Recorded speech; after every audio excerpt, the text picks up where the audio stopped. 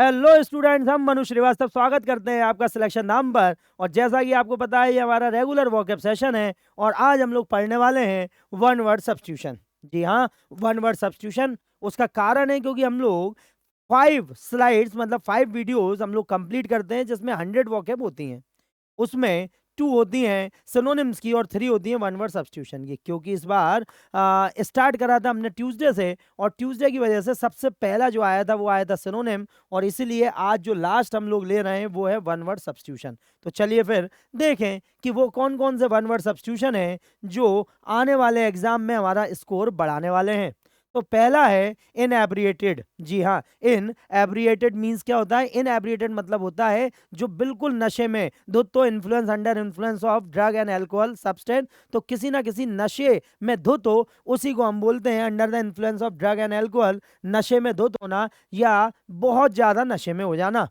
उसके बाद है सेमोनाइज्ड। जी हाँ, सेमोनाइज्ड मींस क्या होगा? सेमोनाइज मतलब होता है किसी चीज को फिर से चमका देना, पॉलिश कर देना। टू शाइन और polish to a high sheen specially with wax, तो मोम लगाकर किसी को चमका देना, किसी भी ऑब्जेक्ट को, उसी को बोलते हैं हम सेमोनाइज्ड। उसके बाद है पॉनिड। जी हाँ, पॉनिड मींस क्या होगा? तो पॉनी जो PONY होता है, पॉनी का मतलब होता है भाई amount, a large sum of amount for special reason, तो उसी से पॉनिड मतलब यहाँ वर्ब आ गई है। तो एक्टेड और paid like a pony often use in the contest of a financial transaction, तो बकाया आवश्यक धन का भुगतान करना, तो जो आवश्यक धन है उसका भुगतान करना, इट इज कॉल्ड पॉनिड। उसके बाद है पोक्ड। जी हाँ, हैविंग होल्स और होलो मार्क्स ऑन द सरफेस, तो बहुत ज्यादा गड्ढेदार होना या फिर बहुत सारे निशान होना, उसी के लिए होता है। गड्ढेदार या निशानों से भरा हुआ, उसी को हम बोलते हैं पोक्ड। उसके बाद है नॉस्टैल्जिया। जी हाँ, नॉस्टैल्जिया तो भाई बड़ा कॉमन वर्ड है नॉस्टैल्जिया। नॉस्टैल्जिया का क्या अर्थ होता है? नॉस्टैल्जिक फीलिंग, कहते हैं ना, वो गाना सुना तो वह अपने नॉस्टैल्जिया में चला गया। नॉस्टैल्जिया मतलब होती है पुरानी यादें जो हमारी संवेदनाओं से, हमारी भावनाओं से जुड़ी हुई हैं। A sentimental memory of the past, भूतकाल या किसी अवधि की याद आ जाना। ठीक, तो ये है हमारे सारे के सारे आज के फर्स्ट 5 वन वर्ड सब्स्टिट्यूशन। चलिए अब देखते हैं कि नेक्स्ट क्या है। उसके बाद है हिस्टेरिया। जी हाँ, हिस्टेरिया मींस क्या होगा? तो हिस्टेरिया मींस होता है extreme fear, excitement, anger etcetera that can not be control, तो भाई ऐसा अनियंत्रित भय जो नियंत्रित में नहीं होगा, तभी अनियंत्रित होगा, तो बेकाबू भावनात्मक प्रतिक्रिया। उसके बाद है मैनिया। मैनिया का मतलब होता है पागलपन, एक सनक, एक उन्माद, एन एक्सेसिव एंथुजियाज्म और डिजायर, सनक या उन्माद या धुन जिसे हम बोलते हैं। उसके बाद है euphoria. So what is the mean of euphoria? कई बार हम लोग पहले भी पढ़ चुके हैं यूफोरिया। यूफोरिया का मतलब होता है अ फीलिंग और state of intense excitement and happiness. ठीक है, तो भाई अक्षरम जिसे अपन बोलते हैं ना, अत्यधिक प्रसन्नता, बिल्कुल उत्साह, उसी को बोलते हैं यूफोरिया। उसके बाद है शॉल। जी हाँ, शॉल मीन्स क्या होगा? ये शॉल जो है ये एक जैसे अपन बोलेंगे कलेक्टिव नाउन है। जी हाँ, कलेक्टिव नाउन मतलब एक समूहवाचक नाउन जैसे हम हिंदी में बोलते हैं, जिसमें कई सारे नाउन मिलकर एक यूनिट बना लेते हैं, तो उसी को बोलते हैं। तो a large number of fish swimming together, मछलियों का जो झुंड होता है, मछलियों का जो समूह होता है, उसी को हम बोलते हैं शॉल। उसके बाद है स्ट्रीम। तो स्ट्रीम का मतलब होता है धारा, प्रवाह, a flowing body of water, जल धारा या धारा जिसे हम बोलते हैं। उसके बाद है शीफ।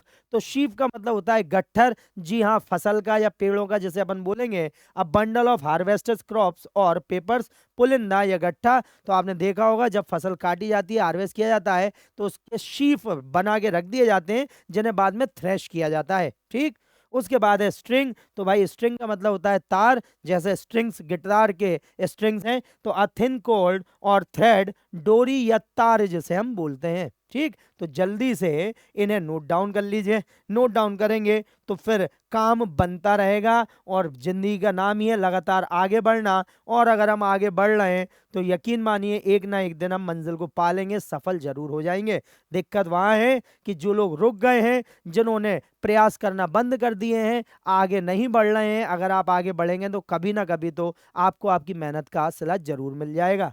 ठीक, उसके बाद है conspiracy. So what is the mean of conspiracy? Conspiracy मतलब होता है साजिश, जो हम छुप के करते हैं किसी को नुकसान पहुंचाने के लिए। A secret plan made to do something usually wrong, साजिश या षड्यंत्र जिसे हम बोलते हैं। उसके बाद है स्ट्रेटजी। स्ट्रेटजी का मतलब क्या होता है? स्ट्रेटजी का मतलब कार्यविधि, किस तरीके से हम काम करेंगे। A plan of action designed to achieve a particular goal और ऑब्जेक्टिव, कार्यनीति जैसे हम बोलते हैं, क्या बोलते हैं? कार्यनीति। उसके बाद है planning. So what is the mean of planning? The process of making plans for something, organising and arranging activities in advance, योजना जैसे हम बोलते हैं, उसके लिए आ जाएगा प्लानिंग। उसके बाद है कंडीशनिंग। तो कंडीशनिंग मतलब किसी चीज को फेवरेबल बनाना। द प्रोसेस ऑफ ट्रेनिंग और influencing someone to behave in a certain way, अनुकूल बनाना। क्या करना? अनुकूल बनाना। उसके बाद है प्रोक्रेस्टिनेट। जी हाँ, so what is the mean of procrastinate? Procrastinate का क्या अर्थ है? तो यहाँ पर अपन ध्यान रखेंगे to put off doing something specially out of habitual carelessness और लेजीनेस, टालम टोल करना। क्या करना? टालम टोल करना, अपने आलस की वजह से किसी चीज को टाल देना, उसी के लिए आता है प्रोक्रेस्टिनेट। उसके बाद है एक्सेलरेट। जी हाँ, एक्सेलेटर। जी हाँ, गाड़ी की गति बढ़ाना। एक्सेलरेट मतलब गति बढ़ाना। तो टू इंक्रीज द स्पीड और रेट ऑफ समथिंग, किसी भी कार्य की गति बढ़ाना। So you want to accelerate the speed, मतलब आप स्पीड बढ़ाना चाहते हैं। उसके बाद है लेसरेट। जी हाँ, so what is the mean of lacerate? Lacerate का मतलब होता है चीर देना, काफी गहरा घाव दे देना। टू टी और वुंड डीपली। ठीक है, तो यहां पर आप ध्यान रखेंगे भाई। ठीक है, तो यहां पर हम ध्यान रखेंगे किसी भी टू टीयर और वुंड डीपली, किसी चीज को चीर देना या फाड़ देना। उसके बाद है रिक्यूपरेट। तो रिक्यूपरेट मीन्स क्या होगा? रिक्यूपरेट मीन्स क्या होगा? यहाँ पर हम ध्यान रखेंगे स्वास्थ्य लाभ लेना। जी हाँ, किसी हादसे या बीमारी के बाद फिर से रिकवर होने को रिक्यूपरेट बोलते हैं हम। तो टू रिकवर और regain strength after an illness और इंजुरी, तो स्वस्थ हो जाना। ठीक, तो देखिए कितने इंपॉर्टेंट वर्ड और कितने मजेदार वर्ड हमने कितनी जल्दी से कर लिए। अब आप खुद बताइए, क्या आप अपने इतने बिजी शेड्यूल में से, बहुत ज्यादा आपका बिजी शेड्यूल है, तो भी क्या आप 10 मिनट केवल वॉकअप के लिए नहीं निकाल सकते? जी हाँ, आप कंपटीशन की तैयारी कर रहे हैं तो भी ठीक है, और अगर आप नॉर्मल आप एक साधारण जीवन जी रहे हैं, आप प्राइवेट जॉब भी कर रहे हैं, तो भी आपको बिना इंग्लिश के काम तो नहीं चल पाएगा। तो इसलिए वॉकअप पे कंट्रोल कीजिए, वॉकअप पे कमांड कीजिए, और फिर देखिए लाइफ कितनी इजी वे में आगे बढ़ेगी। आप कंपटीशन की तैयारी कर रहे हैं जिसके लिए हम यहाँ पर हैं, तो उसके लिए तो सबसे ज्यादा रामबाण अगर कुछ है तो वो वॉकअप ही है, क्योंकि बिना वॉकअप के इंग्लिश नहीं निकलेगी, क्योंकि समझ में ही नहीं आएगी। तो चलिए फिर देखते हैं कि पेपर में किस तरीके से ये पूछे गए हैं। तो पहला है the traffic sergeant proof through the test that Raj was under the influence of drugs and alcohol. तो भाई यहाँ पर इनएब्रिएटेड आ जाएगा, तो फर्स्ट वाला हो गया। क्या हो गया? फर्स्ट वाला। A sentimental memory of the past. A sentimental memory of the past, तो इसके लिए क्या आ जाएगा? इसके लिए आ जाएगा नॉस्टैल्जिया। क्या आ जाएगा? नॉस्टैल्जिया।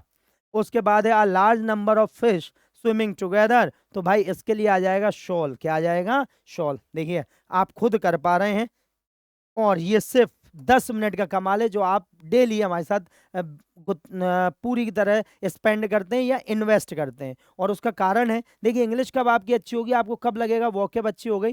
जब आपके जितने भी वर्ड याद है ना, वो रिपीटेड आने लगे। रिपीटेटिव जिस दिन आपको वर्ड्स मिलने लगे, उस दिन समझ लीजिए हम वॉकअप अच्छी कर चुके हैं अपनी।